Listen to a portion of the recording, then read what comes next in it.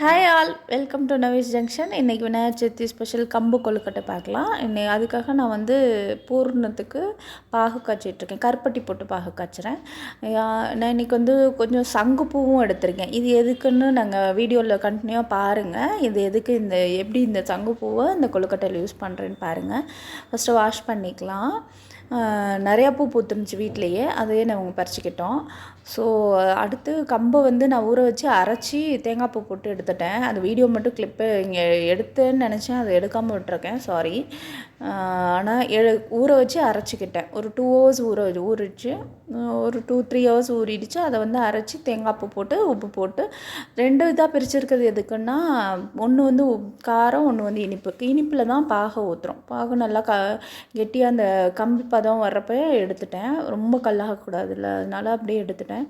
கொஞ்சம் சாகியாக தான் இருக்குது. அதுக்கு நம்ம மேட்சிங்காக பூரணத்தில் ரொம்ப தண்ணி ஆயிடுச்சுன்னா கொஞ்சம் அரிசி மாவு கலந்துக்கலாம். கெட்டியாக பிடிக்கிற உருண்டை பிடிக்கிற அளவுக்கு வரும். இனிப்பு பத்தாதோன்னு கொஞ்சம் எக்ஸ்ட்ராவாக ஆட் பண்ணுறேன். கொஞ்சம் பூரணம் கம்பு இப்போ போட்டிருக்கிறதுனால இனிப்பு பத்தாதோன்ட்டு கொஞ்சம் எக்ஸ்ட்ரா ஆட் பண்ணுறேன் கருப்பட்டி. ஸோ இது கொஞ்சம் ஹெல்த்தியாக தான் இருக்க மாதிரி இருக்கும். அந்த கம்பு, இந்த மில்லட்ஸ் பூரணம் வச்சுறதுனால. இப்போ அரிசி மாவு எடுக்கிறேன். அரிசி மாவு 2 கப் எடுத்திருக்கேன். 1.5 கப் எடுத்திருக்கேன். 1.5 கப்பு தான் எடுத்திருக்கேன். அடுத்து அதில் நான் தண்ணியிலேயே உப்பு போட்டு கொதிக்க வைக்கிறதுனால இதில் சால்ட்டு போடலை. இப்போ தண்ணியை கொதிக்க வைக்கிறோம். இந்த சங்குப்பூ எப்படின்னு கேட்டிங்களா, அது இந்த தண்ணியில் போட்டு கொதிக்க வச்சு மாவில் கலக்க போகிறோம், அவ்வளோதான். இது நிறைய பேர் பண்ணியிருப்பாங்க. ஸோ நிறையா பூ போட்டால் அந்த தண்ணியிலே அந்த கலர் எக்ஸ்ட்ராக்ட் ஆகி வரும். இதோட பட்டர் போடுறேன். நெய் இருந்தால் நெய் ஊற்றிக்கலாம் நீங்கள் மாவில். நான் பட்டர் தண்ணியில் போட்டுக்கிறேன். அடுத்து உரப்பு கொழுக்கட்டைக்காக தாளிக்கிறேன். கடுகு, பெருங்காயம், மிளகா, கருவேப்பிலெல்லாம் போட்டு உரப்பு கொழுக்கட்டைக்கு தேங்காய் பூ போட்டதெல்லாம் போட்டுக்கிறேன். தனித்தனியாக பிரித்து வச்சுருக்கோம்.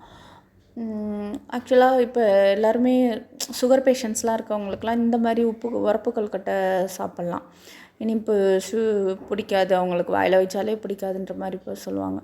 ஸோ இப்போ தண்ணியும் நல்லா கொதிச்சிச்சு. மாவு பிசைய போகிறோம். இப்போ பாருங்கள், மாவில் அந்த தண்ணியை மட்டும் ஊற்றி பிசைய ஆரம்பித்தாச்சு. கொஞ்சம் கொஞ்சமாக ஊற்றி பிசைகிறோம். கட்டி தட்டாமல் ரொம்ப ஊற்றிட்டா தண்ணி இதாகிடும். அப்புறம் நம்ம அடுப்பில் வச்சுக்கின்ற மாதிரி இருக்கும். ஸோ இப்போ பாருங்கள், லைட்டாக ஊற்றி கொஞ்சம் மாவு பதம் இருக்கும்போதே தண்ணியை நிறுத்திட்டு நம்ம கையால் பிசைஞ்சு பார்த்தோம்னா கரெக்டாக வந்துடும். அப்புறம் வேணும்னா லைட்டாக ஊற்றிக்கலாம். கொஞ்சம் எண்ணெயும் நீங்கள் ஆட் பண்ணிக்கோங்க மாவில். அப்போ தான் அந்த மோல்டில் நல்லா வச்சு எடுக்கும்போது பிரிஞ்சு வராமல் இருக்கும் மோல்டுலேருந்து. ஸோ எண்ணெய் நல்லா கொஞ்சம் தடவிக்கோங்க. அந்த பட்டர் பத்தாது, அதனால் இப்போ நாங்கள் பூரணம் வச்சு எடுத்து வேக வச்சு எடுத்துட்டோம். இது சாமிக்கு படைக்க போகிறோம். நல்லா வெந்திருக்கு. இப்போ சாமிக்கு படைச்சாச்சு. இந்த வருஷம் பிள்ளையார் வாங்க முடியல, ஸோ வாங்கலை. இப்போவும் வருஷம் பிள்ளையார் வாங்குவோம். இந்த வருஷம் வாங்கலை.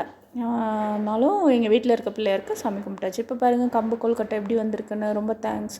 இந்த வீடியோ பிடிச்சிருக்குன்னு நினைக்கிறேன். நீங்களும் ட்ரை பண்ணிவிட்டு கமெண்ட் பண்ணுங்கள். கம்பு கொழுக்கட்டை அரைச்சி இந்த மாதிரி பூரணம் ரெடி பண்ணி பண்ணுங்கள். பசங்களுக்கும் ஹெல்த்தியாக கொடுங்க. தேங்க்யூ, பாய்.